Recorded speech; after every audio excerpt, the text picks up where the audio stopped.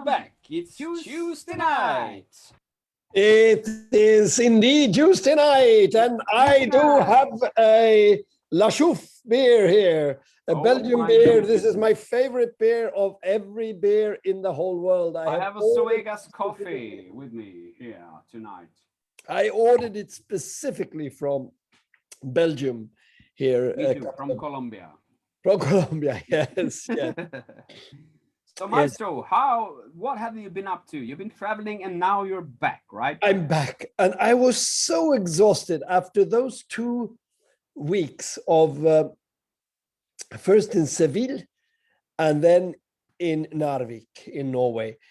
It was unbelievably funny weeks, really, really good. And I had all my 24 mics and it sort of worked very, very well with the recordings. And now I'm home, I'm back at Valluden. I'm practicing a lot. I gained a couple of kilos when I left, but I've lost them again. So I'm down at the perfect weight again. So things are good. Today I have finished actually editing 3 very important releases coming up for the Brass Festival. I have done Condor Canyon with a phenomenal group from Barcelona, the Liceo Opera Orchestra, and also a Carmen suite with that orchestra as well. And I just finished after very hard work, very, very, very, it's like giving birth in a way. It's very, the Golden Eagle. Yeah. Golden Eagle. That's with the Swedish Chamber Orchestra. Of course. That's the first recording we're going to release with 32 microphones. Oh my goodness. So that's going to be very, very exciting. And I think I feel pretty happy with what I have there. So what about you, Per? What have you been doing? Wow. Well, as you know, we had this concert with the Stockholm Saxophone Quartet, our favorite saxophone quartet. Wow. Yes, it was a portrait concert with your music.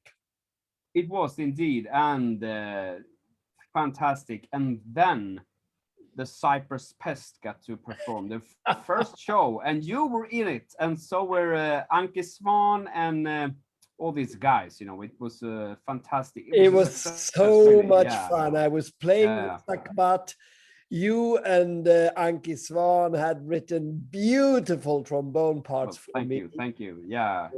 Very virtuosic. And she's, of course, singing like Bird, and your medieval electric guitar playing was amazing. Yeah, thank you. And also the bass from his Fusner of Medina. He is a fantastic medieval bass player. The rumb of Medina. Of Medina, I'm sorry. Yeah. I'm a fjölnar svintuta. Yeah, it was great fun. It's this great feel to have again a band, you know. I've been longing for this for 10 years. You know, I wish to have a band, so it's a great feeling. And the saxophone quartet, of course, is amazing with Jörgen and all his musician friends. So and then you have the theologue. Yeah, of course. Oh my God, your piece, that was amazing. Yeah, it's a crazy one, but I still have tea in my apartment all over the place because when packing up, you know, again, wow, it's crazy. But great fun. But then right now we are in a Mozart festival, and we have already released the first album, and it's amazing. It's streamed like 25,000 already. That album, that's very, very, very good. And then we have, so let's listen a little bit to that. Yes. That track again. That Mats and Tobias. Wow. Mats and Tobias, yeah.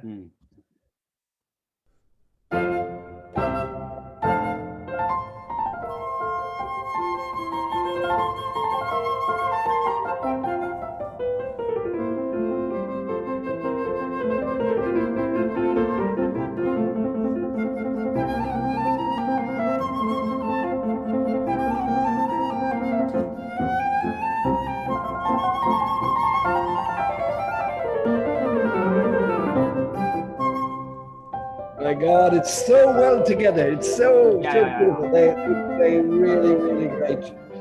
It's insane. Yeah. Yeah. So. Wow.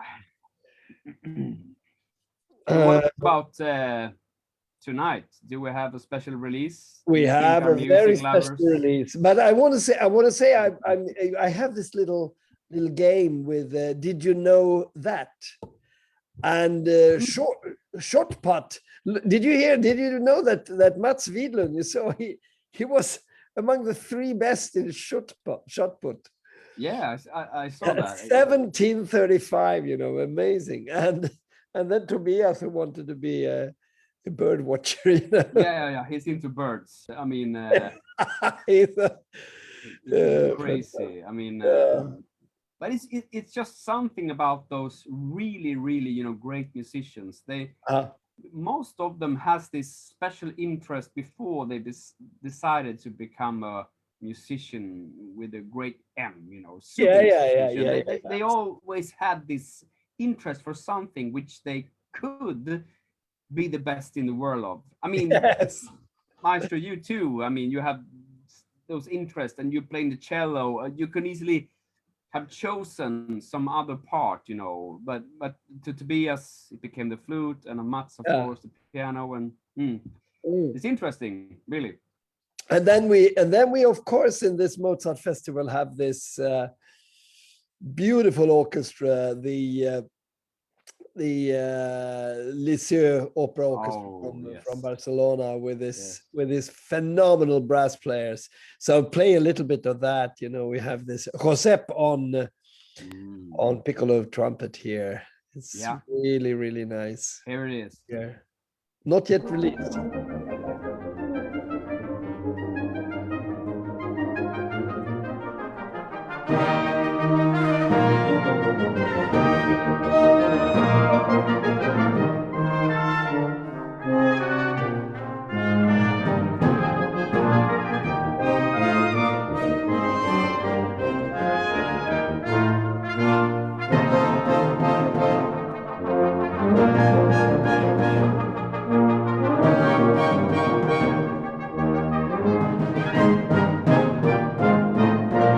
Wow. And this is of course a live concert that we did. And the phenomenal timpani player. I met him actually in Antwerp. He was percussionist in Antwerp. The Royal Flemish Philharmonic, it was called at that time. Now they changed the name to a much uglier name. Sorry. Antwerp Symphony Orchestra. I think that name was much better than the previous one. And he moved down to Barcelona. So he phenomenal playing, I was so amazed by his. But it's really, when you hear this recording, I mean the recording and the how they play it and how you make them play is of course fantastic, but it's also remarkable how well this music works for brass ensemble. I mean, it's like, wow, this is Mozart, it's incredible, really. Absolutely. So that's fantastic. So that will be released next week, is it? I think so. Next week. So we're gonna have some people from Barcelona with us. Spain, yeah. That will be really, really nice. Yeah. And this beautiful sonata. Let's play a little bit from that, shouldn't we? We probably should tonight. Listen to this piano sound, that he creates on my grand piano.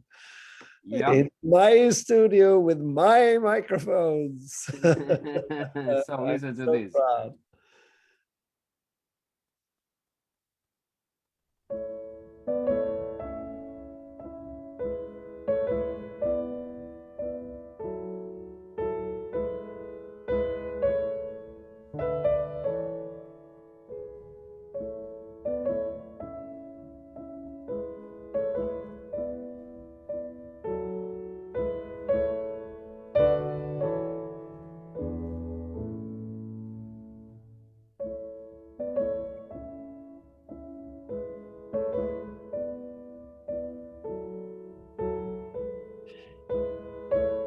I mean, if you listen really carefully to this, he's got so much control. Yeah. On every note.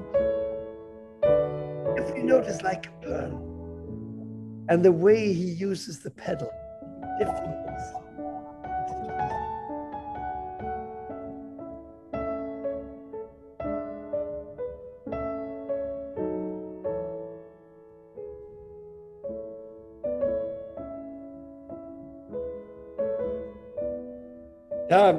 I cannot imagine anything better. I'm still. Roland gets really irritated when I say. Oh, he does. The greatest. Yeah. He's the greatest pianist in the universe. Yeah, of course. Yeah. He says, no, there's nothing. You can't say that. You can't say that. You can't say that. It's hubris. but you know, actually, he got a bit annoyed when I said in some text somewhere, Roland Pöntinen, probably the best pianist in the world. Yeah, I know. That's it wasn't supposed to be probably. I don't know if you got mad at the.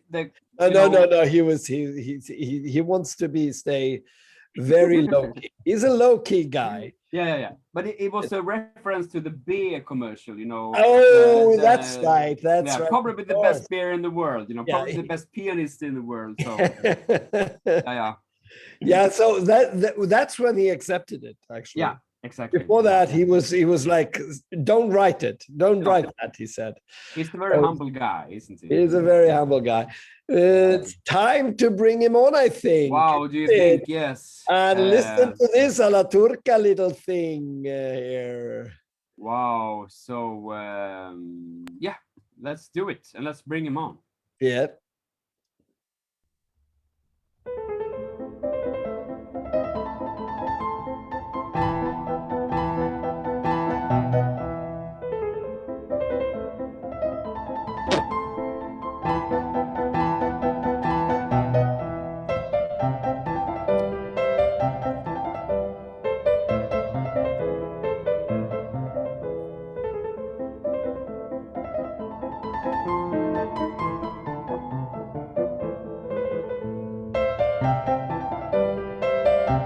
Hello, Roland. Hi. Welcome to the show. And congratulations for a fantastic release, Roland. Yet Thank another you. one on European Gramophone.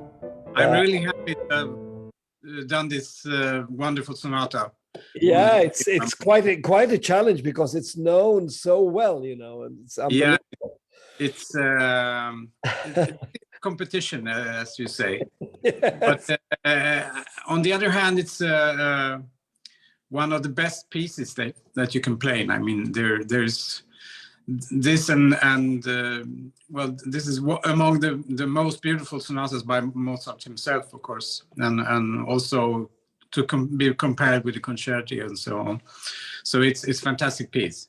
But speaking of competition, you know, all these pianists playing this sonata, but do they have the European Gramophone egg?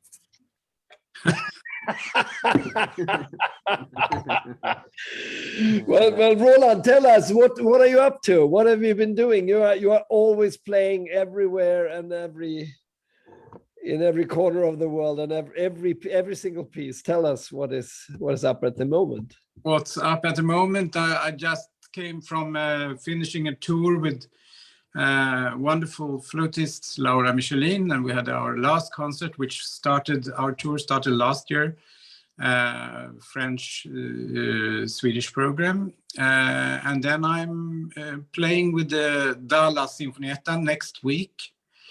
Very interesting piece by Uswolskaya, written in 1946. Her music is becoming more and more famous right now. And then I have a couple of solo recitals with the romantic program with Schumann and Chopin coming up. Wow. And then, of course, we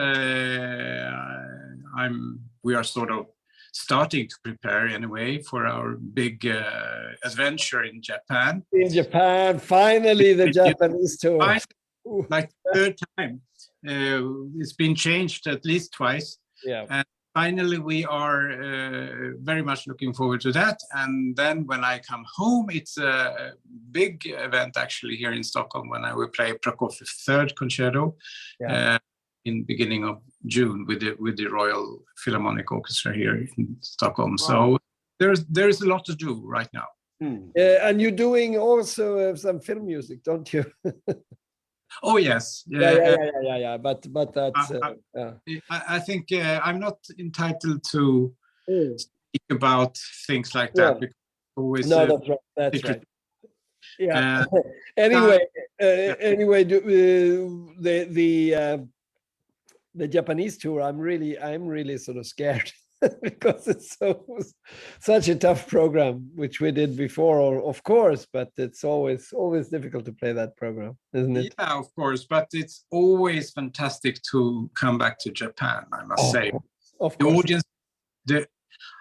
Audiences are fantastic, not to speak of the fantastic acoustics in the fantastic concert halls they have there. So it's always a big feast to come there. Yeah, absolutely. And I think you don't have to be worried about the program. I mean, it's very virtuosic. That's true, but you are a virtuoso, so you must be. It feels better now. I think we've done it 3 times now. First time, or was it twice? 3 times. We did it in Piteå. That felt pretty relaxed for some reason. I don't know why. And then we were in Gothenburg, Göteborg. And then in Stockholm, I was so nervous for the first piece, and it was really, really, really difficult. I think a lot of people around the world will be quite relieved to think that the great Christian Lindberg also is a human. He's human. He has nerves and he has feelings. I have actually already started today to work on all the details for this program. I'm taking them all over and over again, the places that I had some errors last time. I'm just doing them over and over and over again to cover up. I read about this our famous skater Nils van der Poel. Oh yeah. He has a very special diet. He is for 10 days or something eating only crisps and cream. Yes. And having a beer once in a while. The most important thing for him was to be in a good mood. Yeah. And that made him make wonders in his sport. And it's I'm gonna study him closely now. Actually, there's a documentary about him, a short one. Where he was a very inspired by Nietzsche. Actually, he was reading Nietzsche. So it's very interesting person. Yes. Anyway, I think he's quite special. He's quite special. Very special. The way he prepares for a challenge like that. I mean, it's really worth studying. Absolutely. Life and his philosophy. Yeah, and now we go. Let's go back to the Mozart here, and what I was so amazed about. Now you told me that this grand piano is very good for Schubert and also very good for Mozart. So. But that's because of course the player, and I'm amazed over how you have this Mozart touch.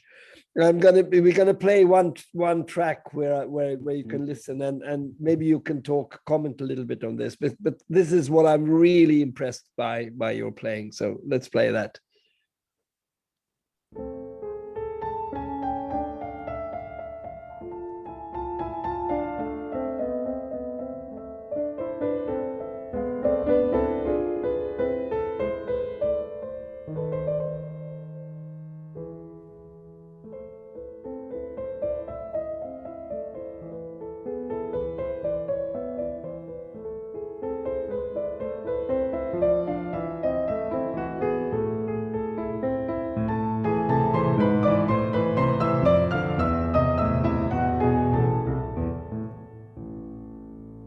Yeah, this is something, every single note here, because when I hear other pianists, very often I hear sort of da da da da da, an equal line, you know, da da da, but here I hear every single note has its own quality and its own personality. How do you do it? What is the secret? No. Tell us. Yeah, No, but I mean, of course, there's no secret. But comment a little bit on it. Well, I wouldn't give away secrets, but of course. But I think in Mozart, it's very important.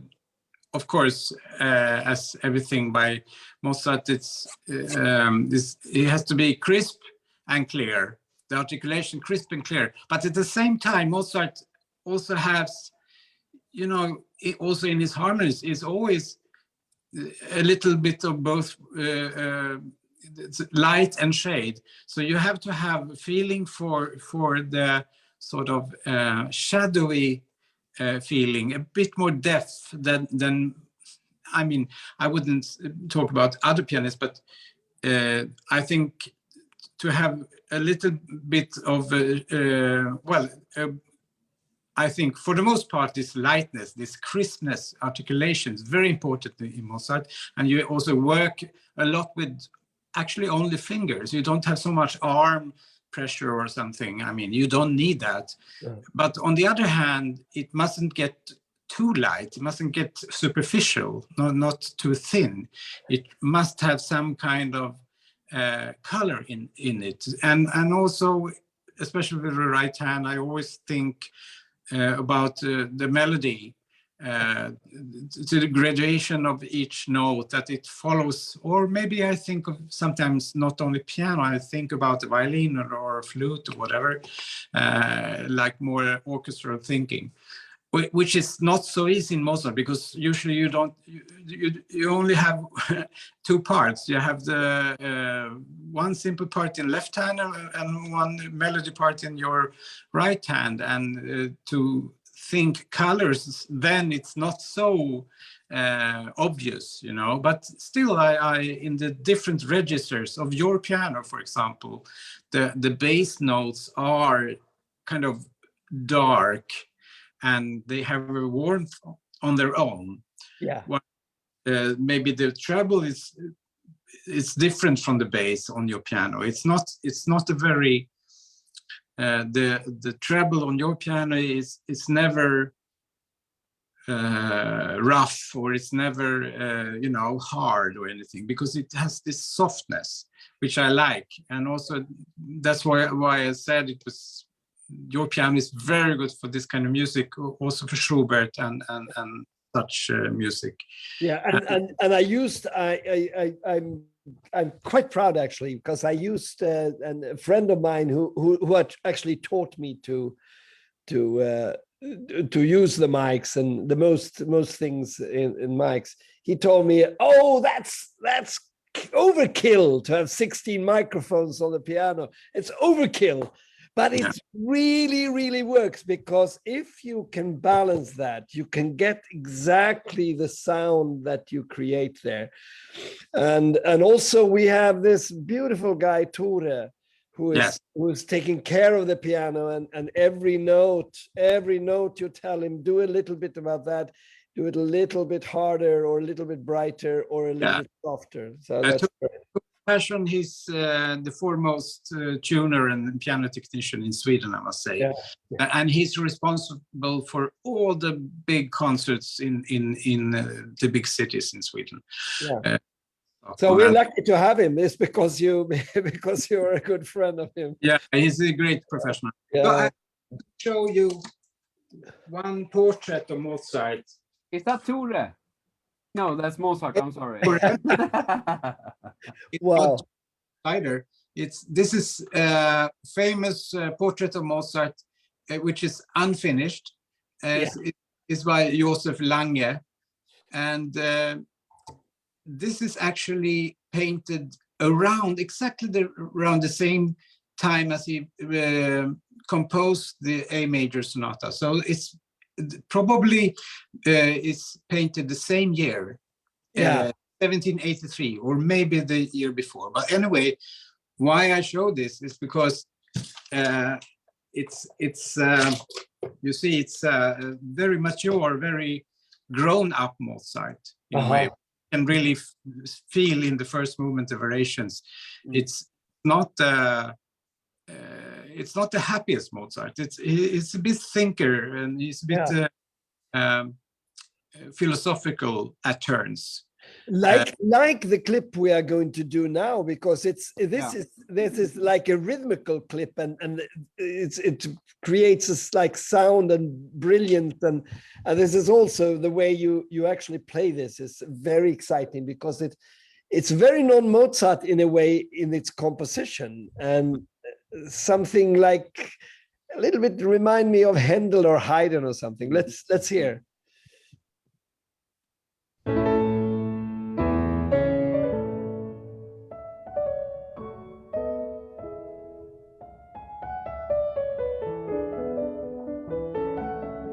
Typical Mozart again, but the opening not.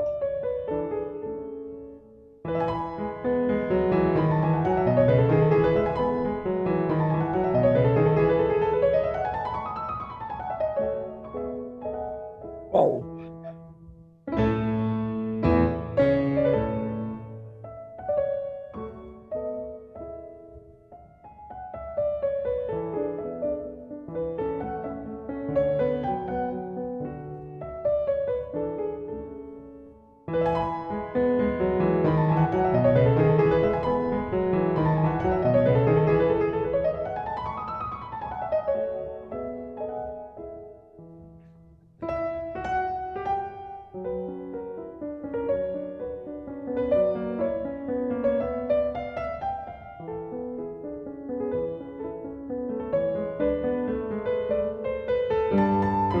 It's like you don't even want to.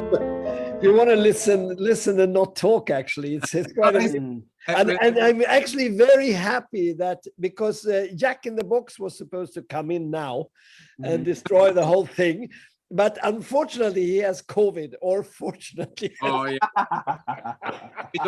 he doesn't have a bad. He has this Omicron, and he's okay. He has 3 shots as well, so I think this will be okay. Well, yeah. Otherwise, I will play the egg. You heard in this excerpt, the way Mozart always, in a split second, can turn into minor mood. Yeah. So he's in major, and suddenly, like that, he's much more serious in a way, or a way is playing around with A minor or something, or also in the phrase he can just that's like in the Ave Verum Corpus, there is always a minor chord somewhere. Major, so it's always this playing with the light and shade, which I sort of adore in Mozart. It's fantastic. It's amazing, and we are. My God, it's only the 3 of us, and the time goes so fast. I only have 1 minute left. Wow. Amazing. So, and of course we need to hear the ending here. And that's the place where you told me, because we were comparing different takes, and you said, here I'm really doing something which is a little bit non-Mozart, and I said, well, he would have loved it. I'm sure Mozart would have loved it. It's great. It's towards the end.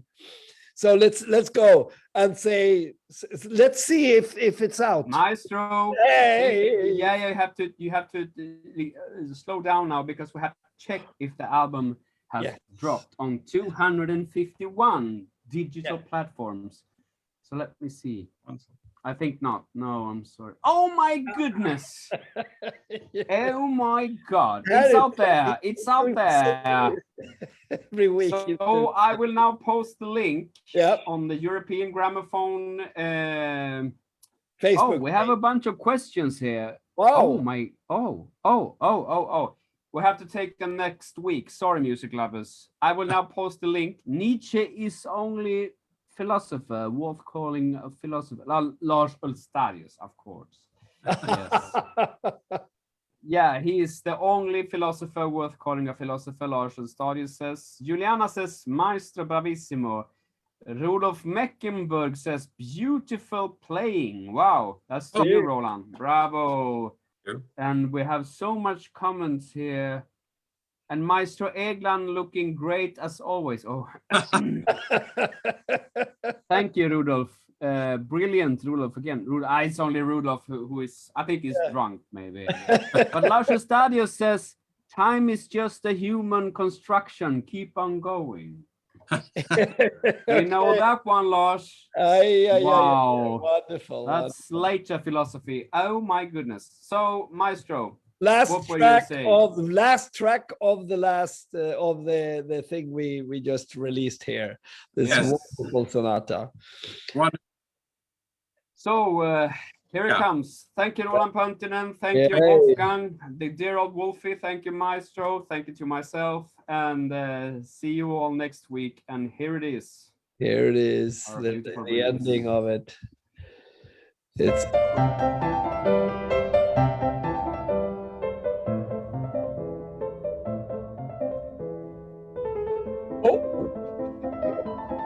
Surprise! Allegretto. Allegretto. Maybe I do like this one.